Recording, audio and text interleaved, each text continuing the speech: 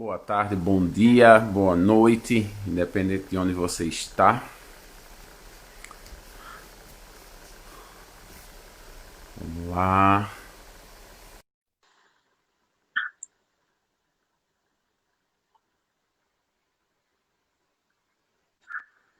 Salve, salve, meu Olá, camarada. meu querido, tudo na paz? Tudo bem, e você?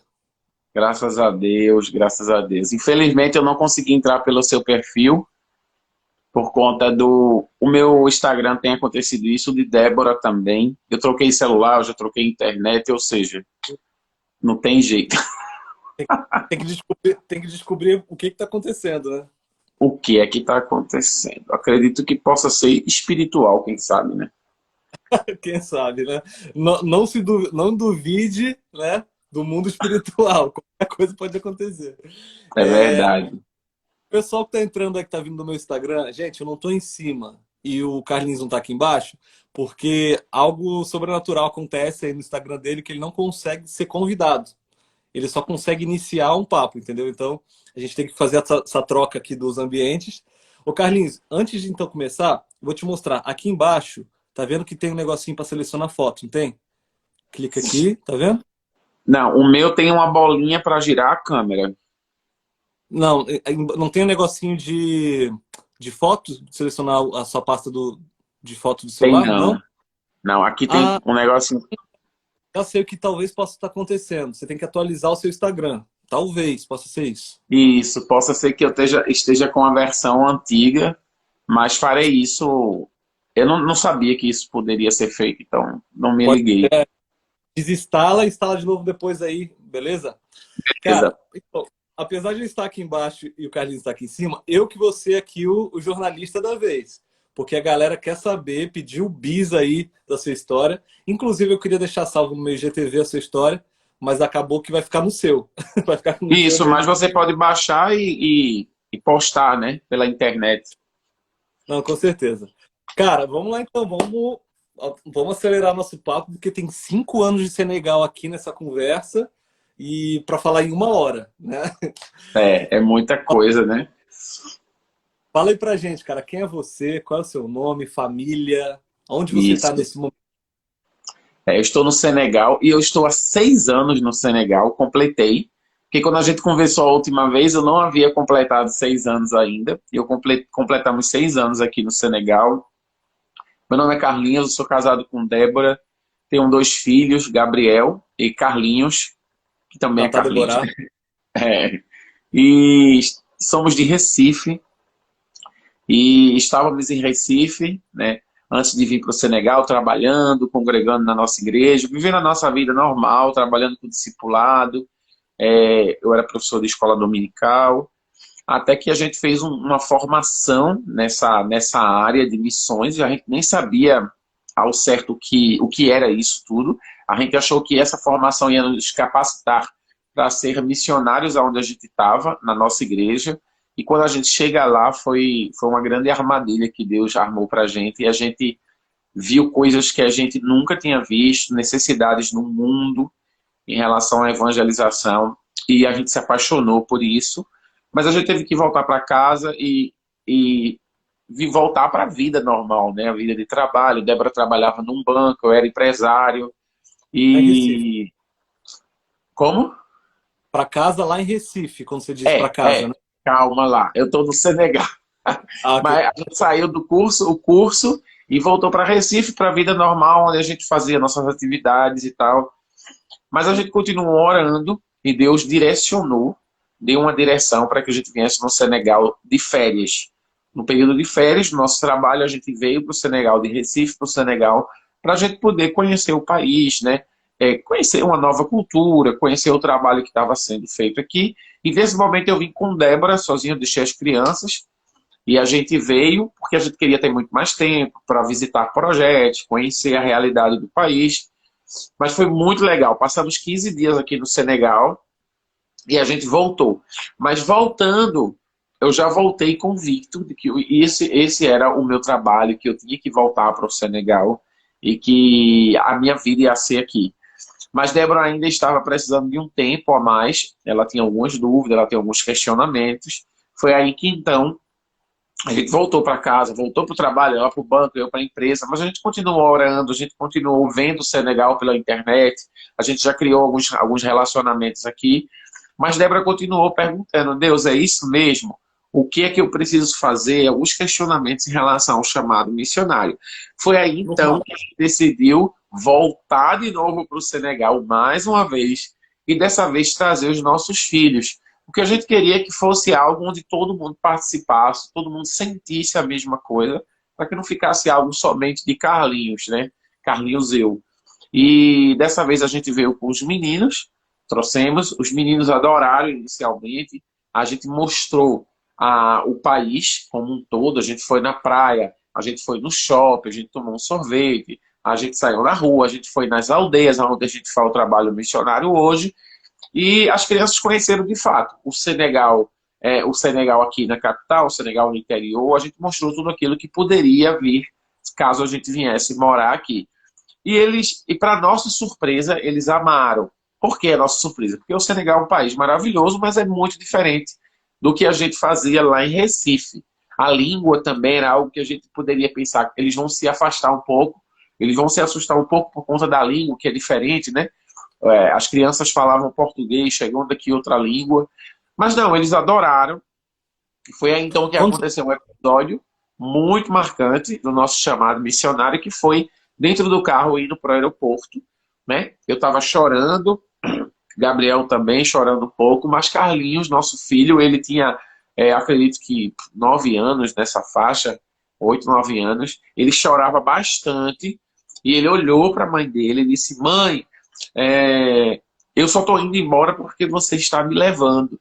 Porque quando eu crescer, eu vou voltar aqui no país, eu vou viver aqui no país, eu vou morrer aqui e vou ser enterrado aqui no Senegal.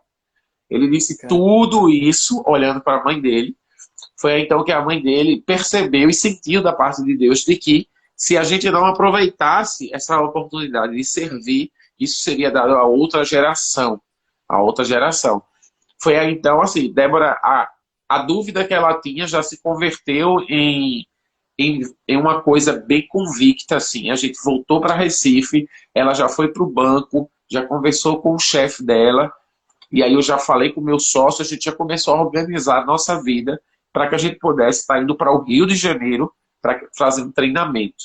A gente foi para o Rio de Janeiro, a gente fez um treinamento de 6 meses, total viraram 10 meses, porque a gente estava esperando o visto para vir para o Senegal. Na época, precisava de visto, hoje não precisa, mas a gente estava se organizando para vir para o Senegal. Então foram 6 meses de treinamento, mais 10 meses, levantando recurso lá no Rio de Janeiro e esperando o visto sair. Chegando aqui no Senegal com a família toda, né, no mês de abril de 2014, a gente tinha um grande desafio, que era se adaptar à cultura, aprendizado da língua, conhecer o país, ajudar as crianças na adaptação, que isso é uma coisa muito importante. E a gente começou a fazer esse dever de casa e também a gente começou a conhecer o país, a ler jornais, a conhecer os bairros, conhecer a cidade, conhecer a realidade das pessoas, para que a gente pudesse estar desenvolvendo projetos que atendessem à expectativa das pessoas em relação às necessidades. Não trazer algo do Brasil, algo que a gente fazia lá em Recife vai funcionar aqui no Senegal. Não. A gente começou a estudar a língua, estudar a cultura, estudar a religião local, que são coisas extremamente importantes para que você entenda as dores da comunidade. E aí você traz soluções para essa comunidade. Passaram-se os 6 meses ali do ano de 2014, mais ou menos entre 6 meses, um ano. Débora já falava francês, porque além de trabalhar no Banco do Brasil, ela ensinou na Aliança Francesa do Recife. Então ela já falava francês, mas o francês aqui é falado por 20% da sociedade, da população, uma população de 15 milhões de habitantes. E a língua mais falada é uma língua nativa chamada Wolof, que é a língua do povo, é a língua dos negócios, é a língua de todo mundo. Mesmo quem fala francês, quando fala entre si, fala o Wolof, que é a língua nativa. E aí eu comecei a estudar francês, e Débora começou a estudar o Wolof, e eu comecei a estudar francês porque eu vi na minha cabeça, por conta dos 2 anos que eu tinha passado, as 2 viagens que eu tinha vindo antes, a gente estudando e vendo as necessidades, a gente viu que existia uma necessidade muito grande na área de informática. E eu tinha uma empresa de informática em Recife. E eu disse, não, eu vou abrir um curso de informática, porque de fato essa é uma necessidade, era aquilo que eu tinha escutado, ouvido da comunidade. E aí eu aprendi francês, porque a informática se ensinava em francês, né, por conta da língua, dos sistemas operacionais. E a gente começou eu abri um cursinho de informática lá na nossa igreja mesmo, a igreja metodista, uma igreja que é senegalesa já, tem um pastor senegalês, um líder senegalês. E a gente abriu um curso de informática lá, e eu comecei a dar aula de informática básica, isso aprendendo a língua, ampliando assim, a questão cultural. Mas foi muito bom, porque a nossa primeira turma foi formada com membros da nossa igreja. E eu fui muito ajudado nesse momento. Mas formei uma turma ali de mais ou menos 10 pessoas, 12 pessoas, e aí começou o processo. Eu comecei a formar uma, formar duas, formar três. E quando a gente mal percebeu, a gente já tinha formado praticamente todo mundo da nossa igreja. Entendeu? Caramba. E Débora desenvolveu material de alfabetização para mulheres e ela começou a alfabetizar as mulheres da igreja. Então a gente estava trabalhando junto. Débora aprendendo o Olof, mas ensinando francês para as mulheres, e eu ensinando, aprendendo, aperfeiçoando meu francês e ensinando informática para a comunidade. Chegou o momento que saturou, todo mundo da igreja estava formado e a gente sentiu no coração de sair, tirar a sala de aula da igreja. Até mesmo porque o Senegal é 95% muçulmano e a gente tinha algum medo que algum muçulmano tivesse o constrangimento de entrar na igreja evangélica e não pudesse fazer a nossa formação. E a formação que a gente queria dar era uma formação para todo mundo de qualquer religião aqui no país. E aí a gente alugou uma casa um pouco grande, que tinha uma garagem, um banheiro à parte, e a gente trouxe o projeto para dentro dessa garagem. E a gente formei a primeira turma dentro dessa garagem, e dessa primeira turma eu consegui tirar um garoto, que foi o melhor aluno dessa turma, que se tornou o meu auxiliar. E foi muito bacana, porque a ideia inicial do projeto, não só empoderar as pessoas, os locais, os senegaleses, mas fazer com que eles tomassem o protagonismo do projeto todo, né? Assumissem o projeto. Essa era a nossa missão mesmo, para não ficar dependendo o tempo todo da gente sendo diretores, né? Sendo protagonistas do projeto.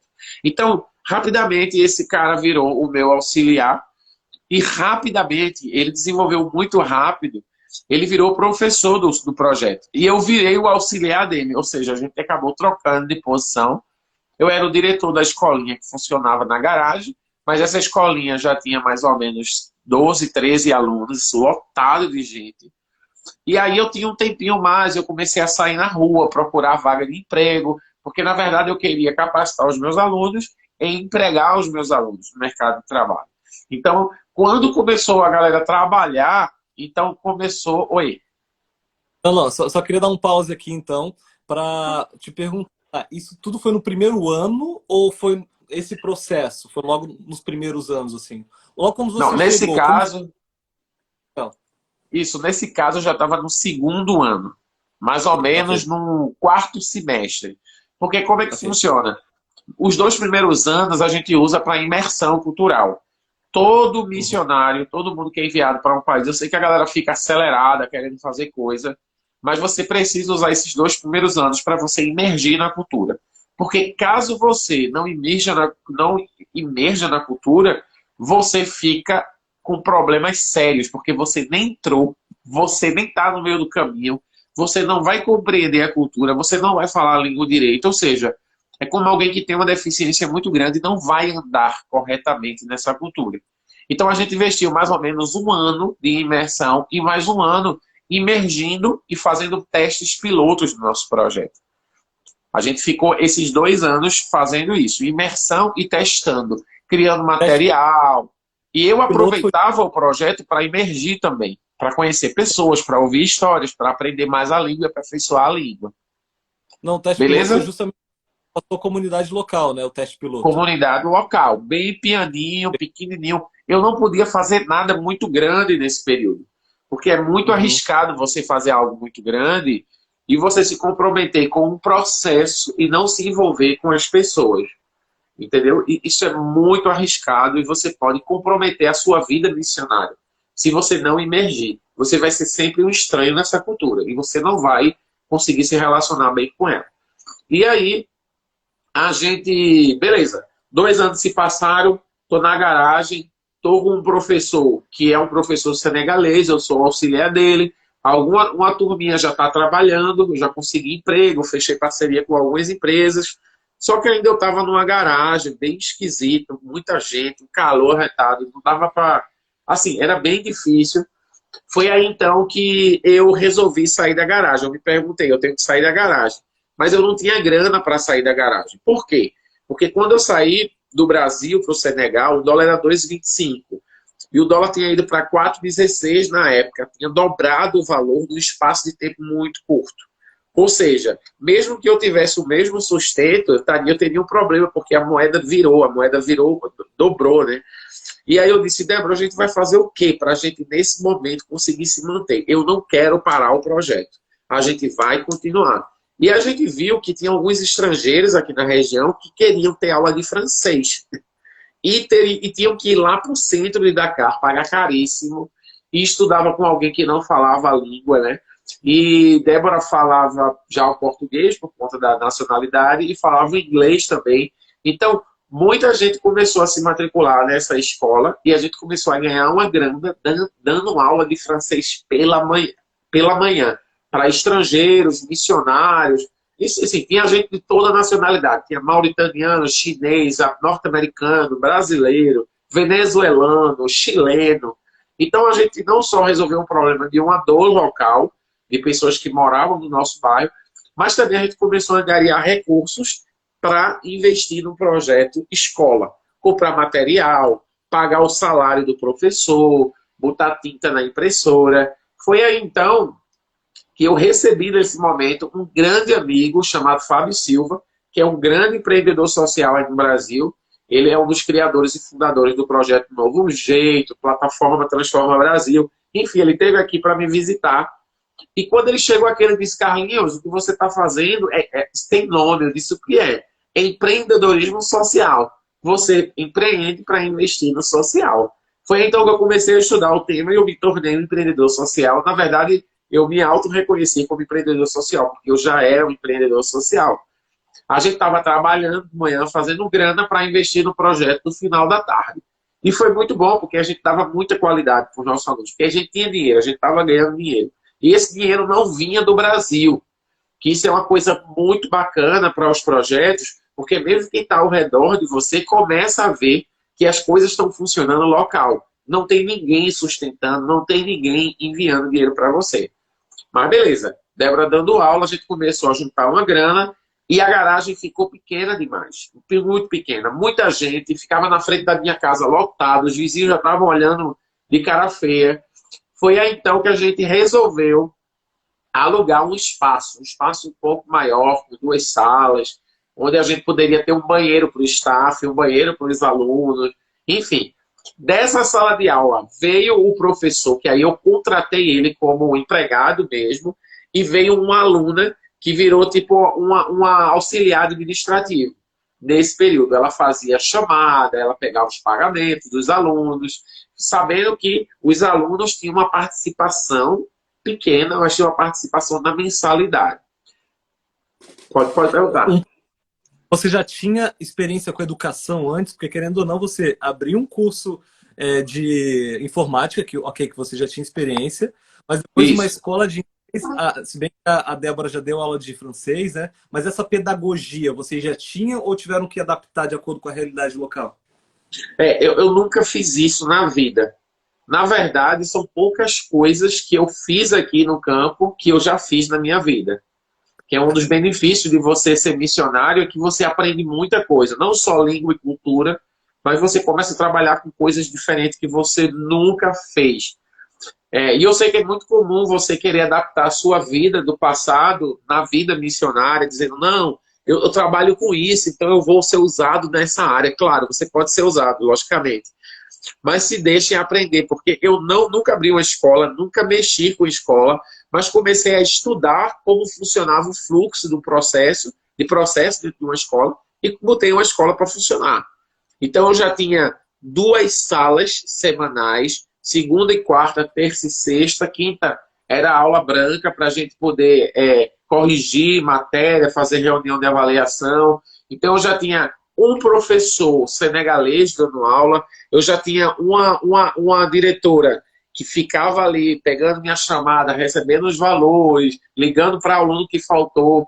E eu tinha um estagiário, que era sempre alguém que saiu da sala anterior, que a gente dava um estágio de 3 meses e meio, para que ele pudesse estar sendo inserido no mercado de trabalho. Ou seja, a gente tinha um fluxo de gente aprendendo, de gente sendo testada, e eu agora que tinha mais tempo, eu não era professor mais, eu estava como auxiliar do professor, eu comecei a ir para a rua para fechar parceria, pegar currículos de aluno, ligar para alunos, fazer reunião, dar dicas de como formatar um currículo, como se apresentar numa entrevista de emprego. Ou seja, eu estava cuidando de outro setor agora da escola. Uma vez a escola funcionando, né, a gente, nesse momento, a gente abriu uma empresa de informática que podia dar cursos, que poderia consertar computadores. E, sim, uma das coisas que a gente fez nesse período, a gente tinha um ativo que era a aula de Débora pela manhã.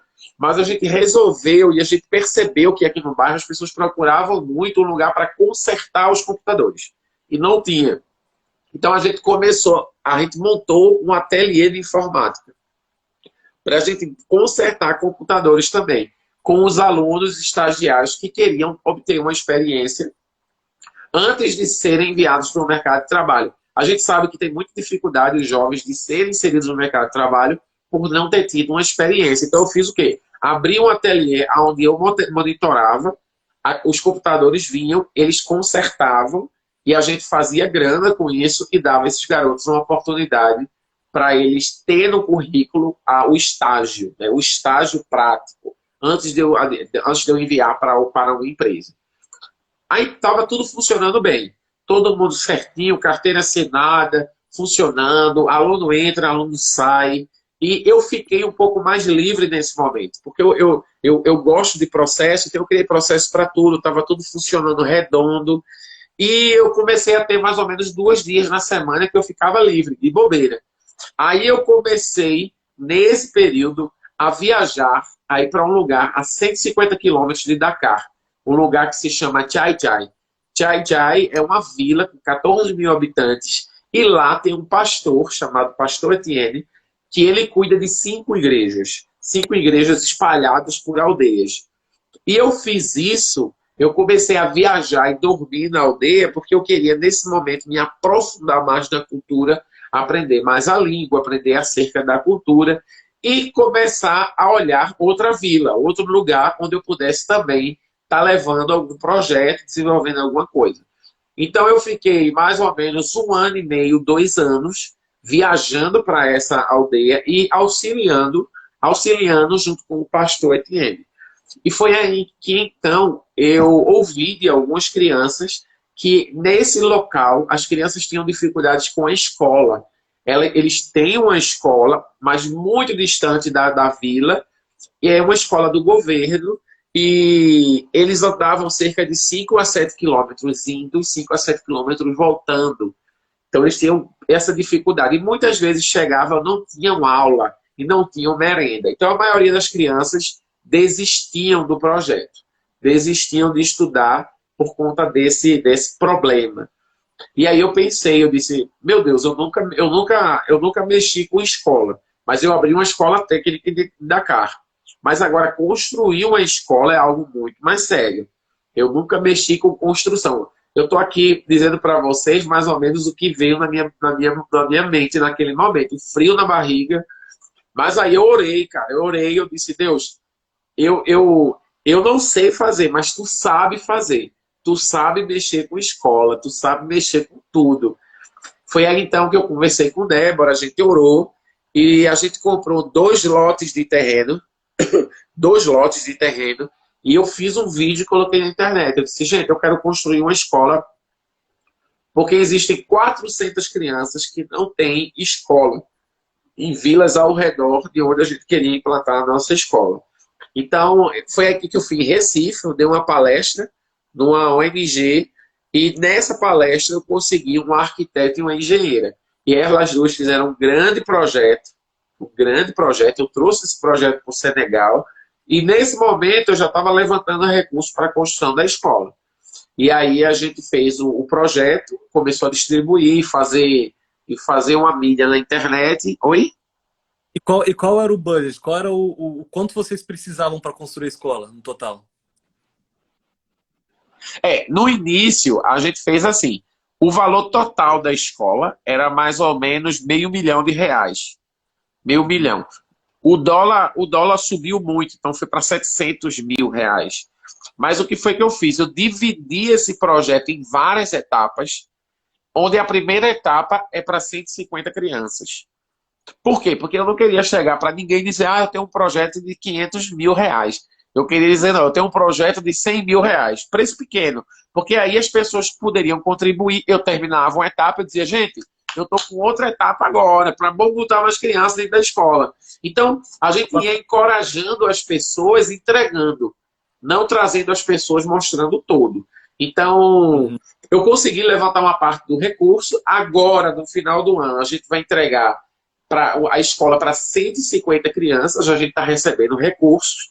Então, quem quiser doar, pode doar, porque esses recursos que estão vindo é para a gente entregar esse ano, dê entrada nos papéis. Esse ano a gente vai inaugurar a escola para 150 crianças, mas o projeto todo é 400 crianças. 400 crianças. Então, assim, vou abrir um parêntese aqui. Como o projeto de Dakar, ele era sustentado pelo ateliê de informática, ele era sustentado pelas aulas de francês de Débora, eu agora tinha que pensar em algo que pudesse sustentar a minha escola em Tchai-Tchai. Mas essa ideia ela veio de uma forma muito inusitada, não esperada. Por quê? Porque eu percebi que essa escola ela ia ter três pontas. A gente falar do amor de Deus, a gente fornecer uma educação de qualidade e a gente forneceu a nutrição de qualidade.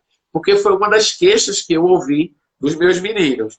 Mas eu pensei, a parte de nutrição eu não mexo, mas comecei a estudar na internet, comecei a fazer contato com alguns nutricionistas e comecei a entender um pouco. E eu disse, não, atrás vai ter uma horta onde a gente vai plantar o nosso próprio alimento. Isso não é problema, porque na etnia onde eu vou abrir a escola, as pessoas já trabalham com a terra, então show de bola, resolvido o problema. Eu tinha feito um curso de padaria, curso de padeiro, então eu disse, agora eu tenho um curso de padeiro, eu vou só repassar esse conhecimento e a gente vai ter o pão feito por nós mesmos, mas eu preciso de uma proteína.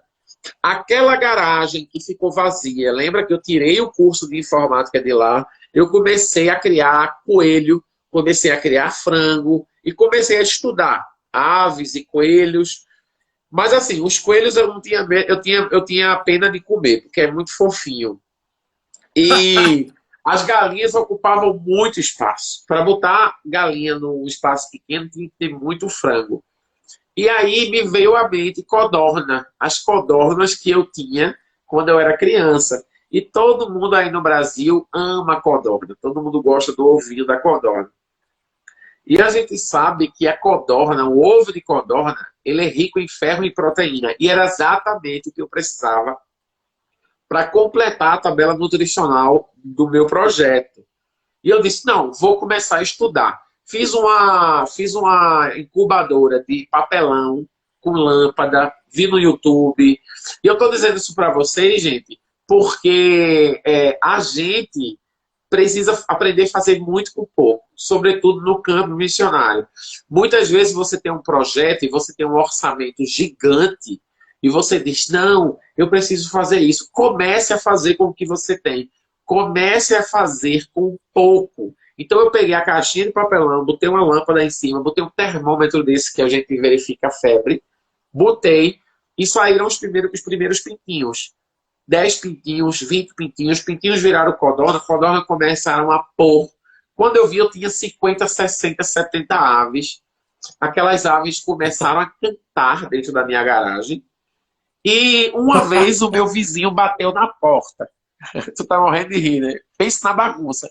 E assim, ficava um cheiro terrível, né? Dentro de casa, porque era na garagem. Mas enfim, a gente suportou. Aí eu prometi à minha mulher, todo dia, a gente vai tirar, pô, a gente vai tirar, vai sair daqui, vai lá pra Tchai-Tchai. vai lá pro interior. E eu ia empurrando com a barriga, né? Sabe que a gente, marido, a gente promete, né? Promete muita coisa. E a gente diz, a gente Manda- sempre diz à mulher, oi, Mandaram um monte de oi, pintinho aqui, Ana. tô vendo. Não, e a gente diz à mulher, não precisa me lembrar do que eu tenho para fazer a cada 6 meses, né? E eu dizia, não, eu vou tirar Exato. essas codornas da garagem. E crescendo, 70 aves, 100 aves. Eu mandei fazer uma casa muito grande para as codornas.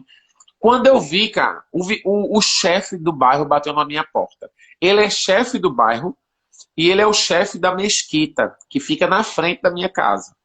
Aí eu disse, deu errado, velho, o cara vai reclamar. Eu disse a Débora, Messias que tá aí, o cara vai reclamar. O cara vai reclamar. E aí, não, quando ele abriu a porta, opa, tudo bom com o senhor, tudo tranquilo. Ele fez, eu tô ouvindo barulho, isso é codorna. Eu disse, eita, acabou com minhas codornas. Aí ele disse, você tem um ovo para vender? Porque eu gosto de comer o ovo de codorna. E a gente sabe que o ovo de codorna é rico em ferro, é rico em proteína. No Brasil eles dizem que é afrodisíaco, aqui também no Senegal também. Eles dizem que são afrodisíaco, que também cura um monte de doença por conta da questão do valor nutritivo dos ovos. E ele pediu 30 ovos. E aí ele fez, quanto custa? Eu disse, olha, não, pegue os ovos, depois eu digo para você. Porque eu nem tinha um plano de negócio para os ovos de codorna. O ovo de codorna era para dar para as crianças lá da minha aldeia. E aí a gente começou a vender. Fiz um plano de negócio. Foi para 100 ovos, 150 ovos. A gente começou a vender muito ovo de codorna. Eu consegui fechar um contrato com um supermercado chinês que tem aqui em Dakar. E os chineses adoram ovo de codorna. E esse negócio começou a faturar R$ 2.000, R$ 2.500. E a gente começou a usar o valor dos ovos de codorna. Como a escola não estava pronta ainda para desenvolver o projeto de nutrição, a gente começou a usar o dinheiro das codornas para construir a escola. Veja que loucura. E aí eu tinha um aluno que estava saindo do curso, um aluno muito bom, e ele disse, Carlinhos, eu quero trabalhar, estou sem trabalho, não tenho onde morar. Eu disse, opa, eu tenho um trabalho para você. Quer cuidar das minhas codornas? Quero. Aí ele abraçou as codornas e a gente começou a vender as codornas. Então eu já tinha um plano de negócio, eu estava vendendo 3.000 ovos mês e comecei a vender. Aí o que eu fiz? O dinheiro que entrava também eu reinvestia. Comprei máquinas incubadoras profissionais, comprei mais gaiolas. Ou seja, as codornas eram um passivo, virou um grande ativo da, da, uma, da missão que eu li aqui a mensagem, eu me perdi. Alguém disse aqui, a mulher endoidou com a quantidade de codorna. Já vi essa história, não lembro onde, foi uma história missionária de sábado, deve ter sido a minha. Eu acho que eu sou o único missionário que cria codorna, pelo amor de Deus. E o que acontece? Eu acho que sim. Então a gente tinha um ativo que faturava 2 pau por mês.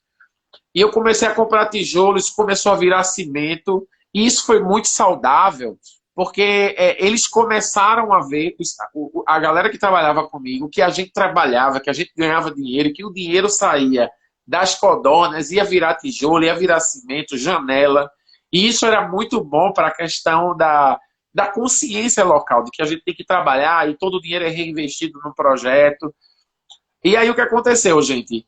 Nesse momento, a gente tem 3 situações. A gente tem a construção da escola, a escola estava sendo construída. A gente tem um curso de informática, que de 30 alunos formados foram para mais de 100 alunos formados. A gente tinha a criação de codorna, que explodiu na minha garagem, a mulher não aguentava mais. E o que aconteceu? A gente fechou a empresa de informática e a gente abriu uma associação, que lá na frente vai virar o ONG. Então a gente não conseguiu mais se sustentar como empresa. Por quê? Porque a gente fazia muita coisa de graça. Curso, formação, eu dava aconselhamento, eu dava aula de empreendedorismo.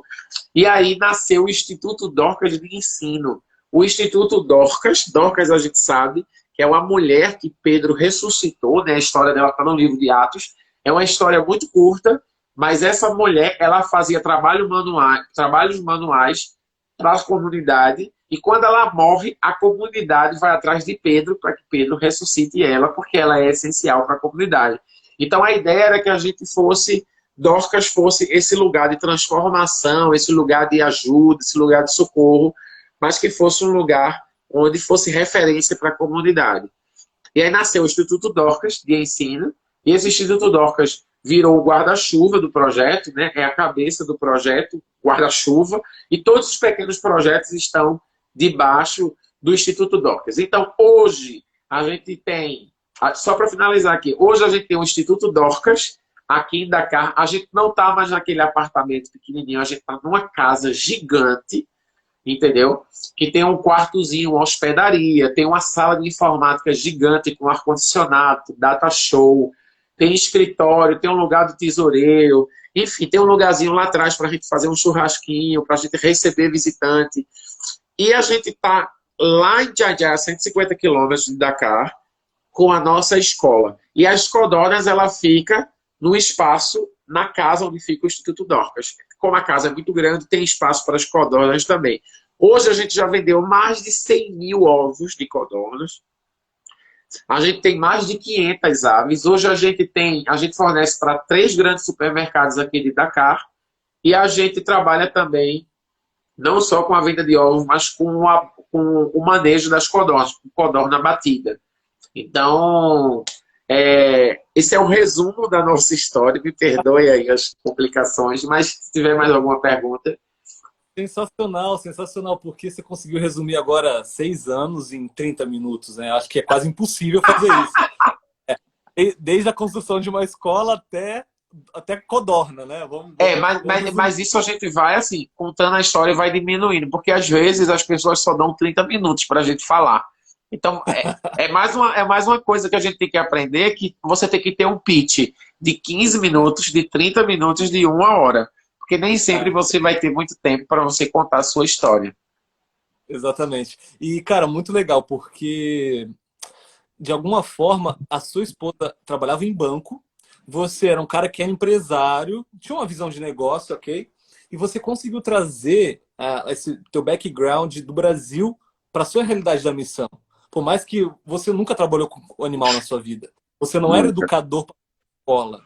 Mas, cara, vocês se preocuparam com a comunidade local, para a mensagem do evangelho ser levada até eles através da necessidade deles, né? Que era realmente, ou pode ser a codorna, ou pode ser informática, ou pode ser escola. Então isso é muito lindo, muito legal mesmo, cara. Muito legal mesmo. E deixa eu te falar, tem uns comentários aqui, ó, só para a gente interagir com a galera. Laninha aqui, ó, deixa gravado, por favor, quero ver desde o começo. Sim, vai ficar gravado do Carlinhos e depois eu vou salvar no dele e repostar no meu, porque deu um probleminha, eu não consegui botar a imagem dele no meu. Tem outro comentário aqui também, aqui, pessoal rindo da codorna, kkk e tal. A mulher endodou com a codorna. Legal, gente, muito bom estar esse papo. E agora nessa reta final do papo, Carlinhos, temos aí mais 20 minutos. Cara, eu tô pensando o quanto você é maluco, cara. Eu fico imaginando os locais, assim, né? Pensando, cara, o que esses dois gringos aqui estão tentando inventar? O que esses bichos no meio da garagem deles, né, cara? O que deve ter passado na mente dos locais ao pensar isso, né, cara? A galera ficava sempre curiosa, né? O que é que Carlinhos está inventando agora, né? Porque, assim, não é comum para eles, alguém que tem um curso superior, uma pós-graduação, ficar cuidando de bicho, ficar com o pé descalço.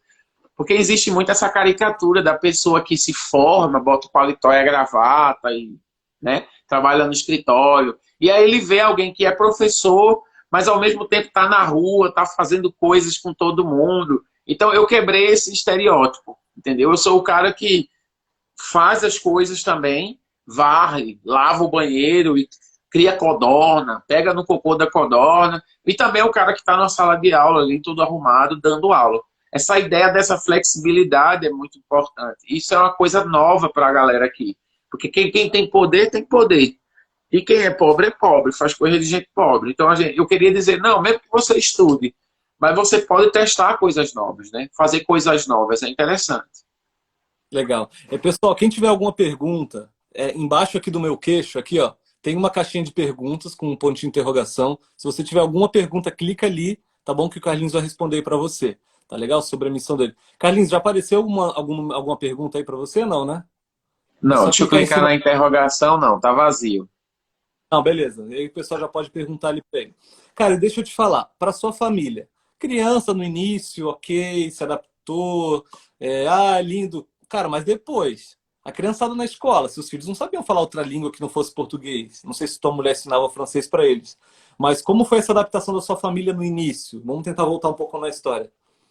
Quando a gente chegou aqui, a gente chegou num período de férias, que foi no meio do ano, mais ou menos abril. Estava terminando o ano aqui, porque o ano termina aqui no mês de junho. E aí a gente tinha uma escola, tem uma escola aqui que é da Assembleia de Deus, é uma escola para filhos de missionários, mas ela é uma escola norte-americana, estadunidense.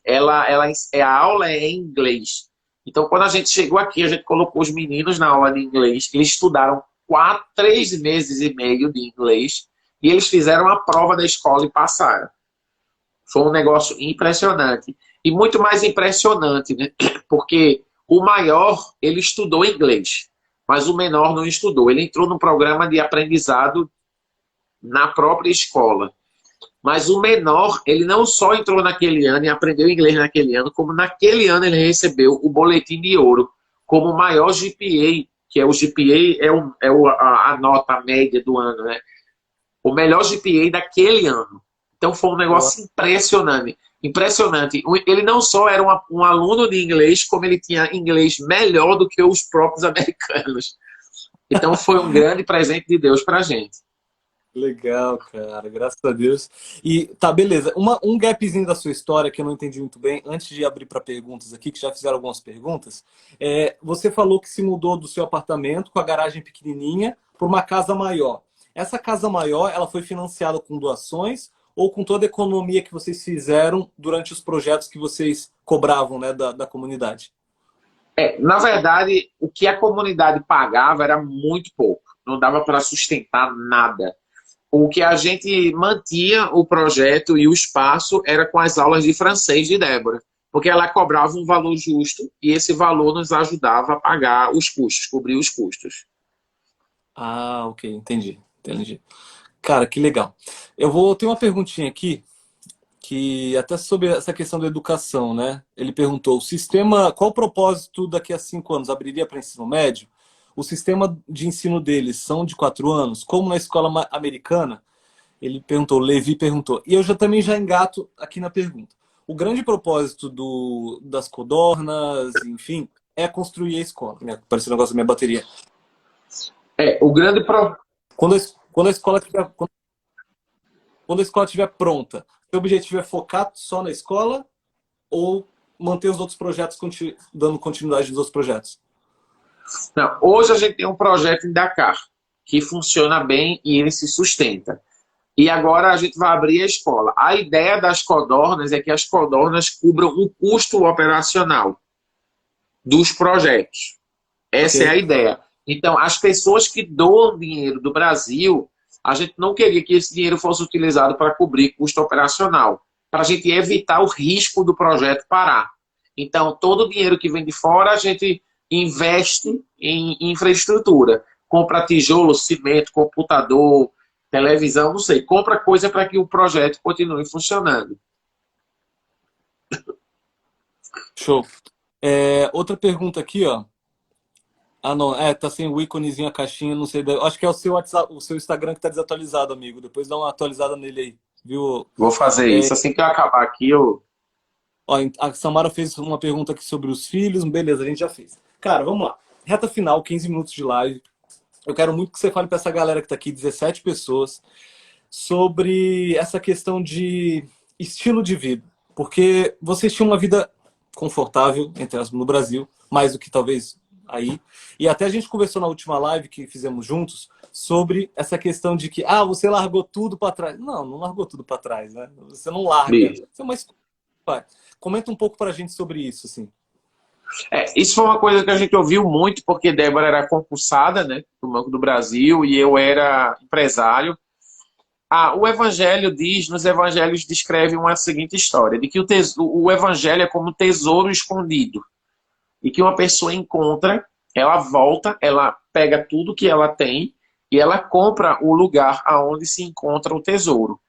A gente, na verdade, quando a gente se encontra com Jesus e a gente se encontra com essa proposta que Jesus faz para a gente de servir a Ele, as coisas perdem um valor.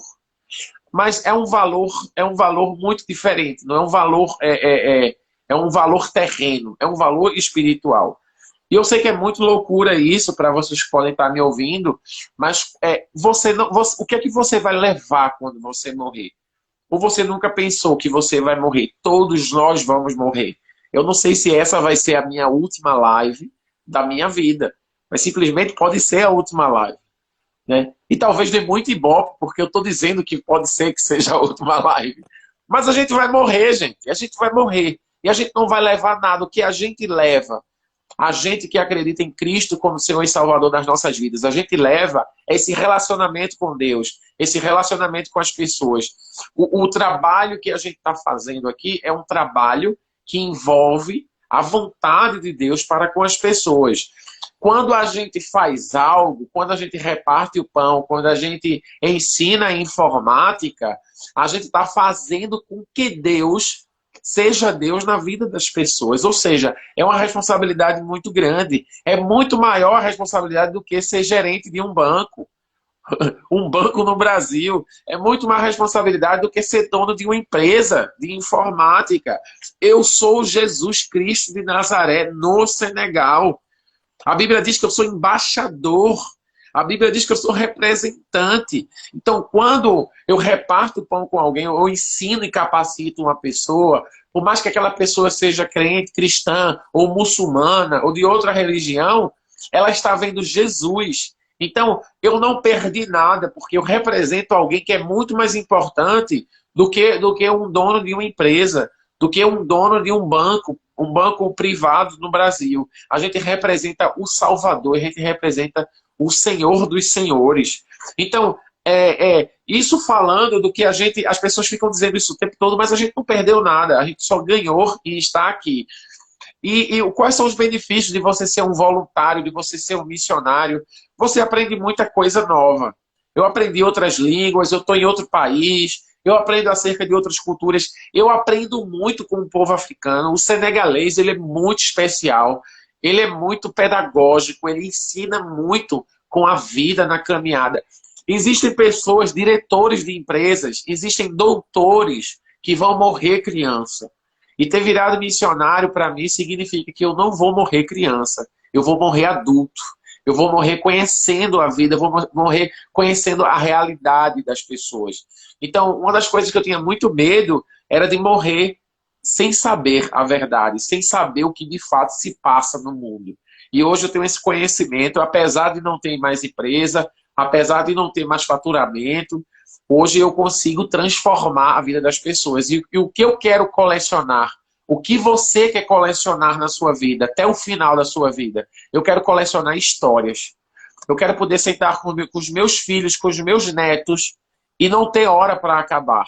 De tanta história, de tantas vidas, de tanta transformação que a gente gerou através da nossa vida. Ou seja, eu não conserto mais computadores. Débora não faz mais transação bancárias. Hoje o que a gente está fazendo é transformando a vida de pessoas. E é isso que Deus quer fazer. Por isso a gente não abandonou nada. A gente só ganhou estar aqui.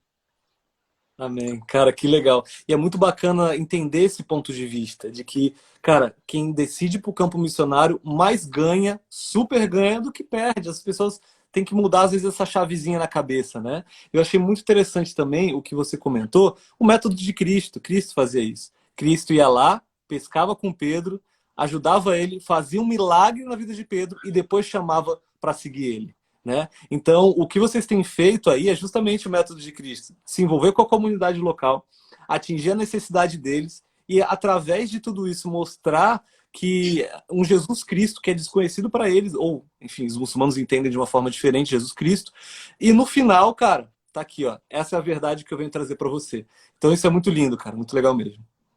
Amém, amém. E é isso que a gente quer fazer, é isso que a gente está fazendo, e é para isso que a gente vive hoje. Para transformar Amém. as pessoas e muito mais, para dizer para elas que elas são capazes de fazer.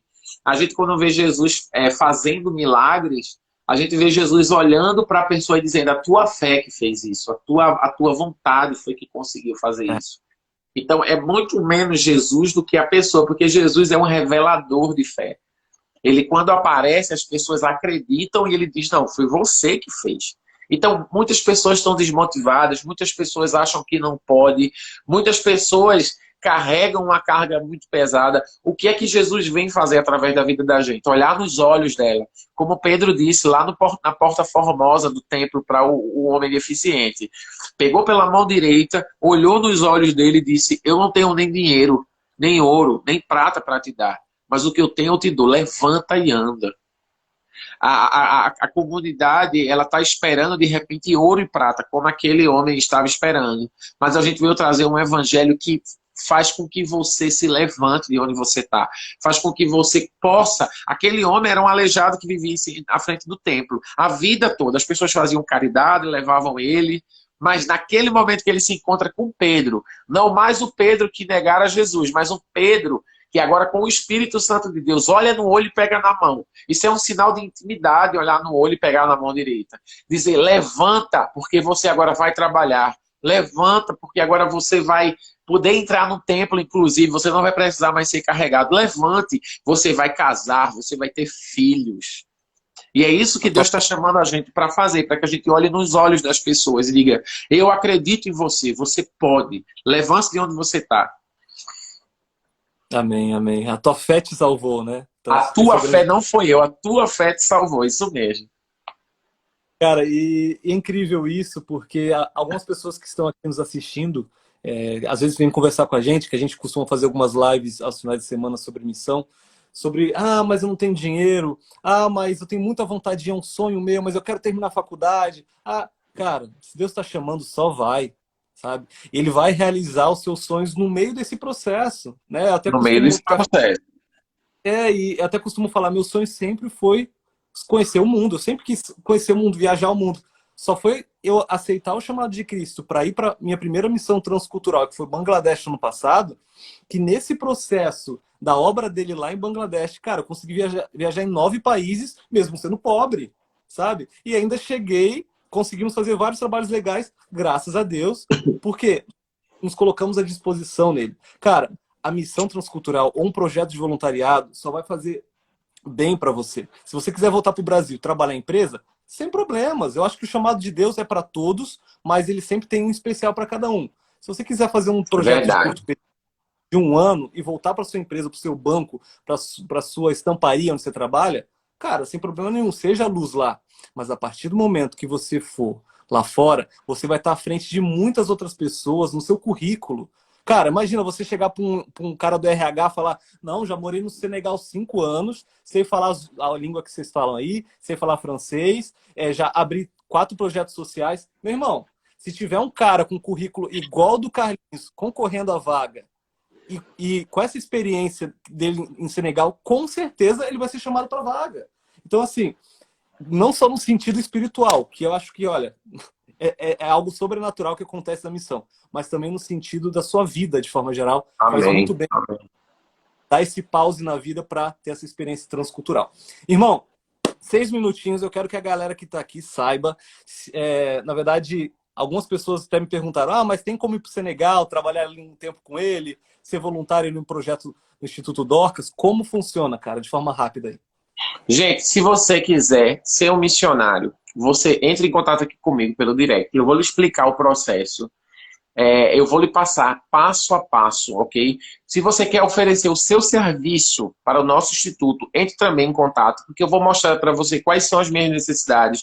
Eu preciso de agrônomos, ou tecnista, eu preciso de professores, tem muitas necessidades. Eu vou explicar para você. Se você quer ajudar doando, R$50 por mês, por exemplo, você entra aqui na minha bio, vai ter o site da gente, você faz a sua doação mensal, porque tudo isso vai ser transformado em transformação para as pessoas aqui no Senegal. Então entra lá e faz a tua doação, pode ser pouquinho, não tem problema, porque o pouco de muito a gente vai conseguir terminar a nossa escola esse ano. E deixa eu te fazer uma pergunta, quanto vale o real comparado à moeda daí? Porque hoje o dólar tá $1 tá o R$6. tá alto. A inflação é mais ou menos a mesma, a do Brasil. Então, o poder de compra que você tem no Brasil, você tem aqui. independente das moedas. Parecido, então. Beleza. O Então, se o valor que cara você compra um refrigerante no Brasil, você compra aqui. É muito a mesma coisa. doar aí 300, 400 reais por mês para o seu projeto, então equivale a poder de compra do É, Brasil, né? poder de compra do Brasil. Eu vou comprar cimento, tijolo, vou pagar o pedreiro. A ideia é que a gente Ok. construa, a gente inaugure esse ano a escola. Porque senão só vai ficar para o ano que vem, final do ano que vem. Legal, cara. Irmão, cara, Deus te abençoe muito. Pena que a Débora não pôde estar aqui com a gente, porque seria muito legal ela. Inclusive, gente, a Débora tem um curso de francês online para viajantes também, né? E isso Então, também. Entra lá no link da bio. a gente nem comentou, o cara é tão empreendedor, gente, social, que a mulher, ela tem agora um curso na internet de francês. Ele tem um negócio de codorna, ele tá abrindo uma escola, tem uma escola de computação aí, abriu uma ONG, isso tudo em 6 anos. Tipo, bizarro, cara. Aí quando eu vi que ela lançou o curso de francês, eu pensei, mais uma coisa, caraca. Curso online, né, agora. Vamos embora, vamos abrir negócio, vamos sustentar os projetos. Esse é o negócio. Pra honra e glória de Deus. Amém, E que amém. horas são aí agora, cara? Perguntaram aqui agora. Aproveitar esses Eita, eu últimos não minutos. sei. É 3 horas a mais do Brasil. Vai dar 7 horas já. Ah, ok, ok. Não tá tão longe. Não tá tão longe. Legal. Irmão, e deixa eu te falar, tem uma galera que tá aqui também, que eu sei, que eu tô vendo os nomes aqui, que estão no campo missionário. Mas às vezes com esse corona deu uma murchada e tal. Injeção de ânimo nessa galera. Vamos lá, fala aí. Gente, esse é o momento de você decolar, de você aproveitar o momento. Eu vi uma analogia muito interessante essa semana. Numa tempestade, o velejador ele tem duas opções. Ou ele baixa a vela para que as velas não se rasguem, ou ele vai levantar as velas para aproveitar a força do vento para ir mais longe. Eu aproveitei a força do vento para ir mais longe. Nesse momento, eu organizei todos os meus semeadores dentro de uma planilha. Eu organizei, eu liguei para cada um, eu tenho orado por cada um. Então, se envolva com as pessoas que semeiam na tua vida, ok? Pense em estratégia, use o seu Instagram, ok? É um momento também de você olhar para os locais, as pessoas estão com fome. Ontem mesmo a gente conseguiu distribuir 600 quilos, mais de meia tonelada de arroz. Ou seja, no momento da crise é o momento da gente fazer muito mais, é o momento da gente colocar Deus à prova. Então, tá com pouco dinheiro, investe mais. Tá com pouco dinheiro, atende mais necessidades das pessoas. Não fique pensando que o dinheiro vai acabar, porque Deus, ele não abandona aqueles que o servem. Acreditem nisso, meu povo. Se tem pouco dinheiro, investe. Se tem um pão, reparte no meio. Se tem só um pão, dá, porque Deus vai multiplicar pães e peixes na tua vida.